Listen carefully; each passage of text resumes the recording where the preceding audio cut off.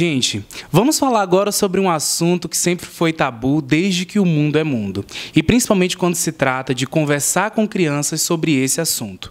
Morte. Olha que temática importante de ser discutida e que temática também que chama muita atenção nos dias atuais. Hoje eu estou aqui com a Silvana Brito, que é psicóloga e psicoterapeuta infantil, e ela vai dar algumas dicas sobre como falar sobre morte com as crianças, sobre como dialogar sobre esse assunto no sistema familiar. Silvana, seja bem-vinda ao Continet. Eu que agradeço, né?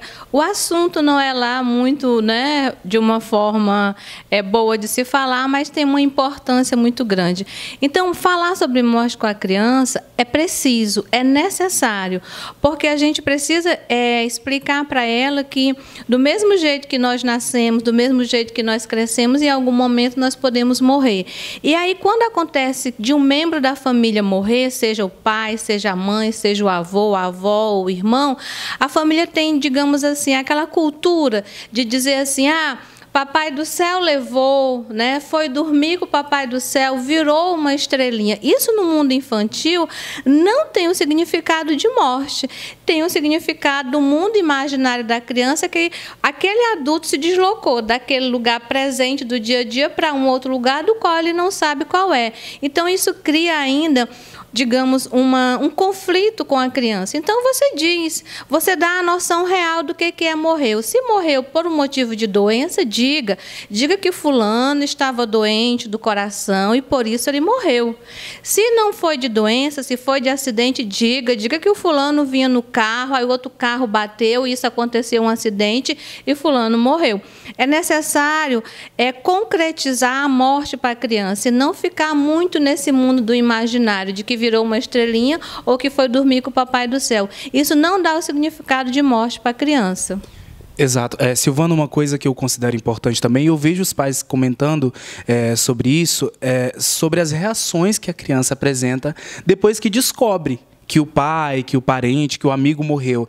E aí, nesse sentido, o que o pai deve fazer, com o que ele deve se preocupar após esse anúncio? O que ele deve fazer nesse sentido? Certo, Everton. Aí nós vamos lembrar a questão da idade. Qual é a idade que essa criança tem quando ela ficou sabendo que, por exemplo, o pai morreu? Veja bem, a criança com 2 e 3 anos, ela está na fase do porquê. Essa criança, na fase do porquê, com 3 anos, ela já viu no desenho animado, ela já viu no livrinho de história que o animal morreu. Ela já tem a noção de morte, porque já está nesse mundo do desenho, do imaginário da criança. Então, quando ela descobre que o pai morreu, ela só vai criar uma reação muito triste, algo que vai danificar o interior dela, né? Se tiverem contado uma história dessas fantásticas, como, por exemplo, virou uma estrelinha. Aí você vai ter que, digamos assim, destransformar isso, essa ideia, esse sentimento, né, na criança, para então ela ter a noção de que realmente ela nunca mais vai ver o pai, porque até então, se virou uma estrelinha, se você observar, as crianças elas gostam de ver o sol, de ver a lua e de ver as estrelas. Então ela tem a esperança de ainda ver, de encontrar ainda com o pai.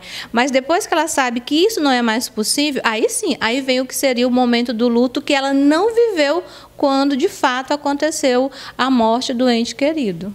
E aí esse luto, às vezes, no sentido patológico, ele é inevitável, acontece, a criança entra no estado em que a gente chama de luto patológico, e aí o que pode ser feito nesse sentido? Como os pais podem procurar ajuda, Silvana, para ajudar a criança nesse processo? Então, né, a gente vai dizer que nós temos aí um tempo mais ou menos cronológico de 3, 4 meses para que a rotina familiar se autorregule novamente com relação à falta, né, que é determinada pela presença, né, ou a ausência, no caso, daquele ente querido. Para a criança, quando isso não acontece, ela fica ainda querendo, ela fica ainda questionando por que aconteceu e como que isso aconteceu, então é necessário que os pais busquem ajuda com o psicólogo infantil para poder organizar isso. Aí a gente vai trabalhar o que é essa noção que a criança tem de ausência e presença ao mesmo tempo. E o outro sentido é como que a gente vai orientar essa família para que essa família saia desse luto que até então está mais sofrido para o adulto, que ele não está conseguindo chegar no mundo infantil. Porque morrer para nós tem um significado diferenciado para a criança. Certo, então vamos falar aí de uma forma que traga saúde para os filhos, para as crianças em geral, sobre morte. Eu continuo aqui com a Silvana Brito, falando sobre outras temáticas importantes, envolvendo saúde mental, envolvendo existência humana, e você confere essas e outras novidades no www.continentenoticias.com.br.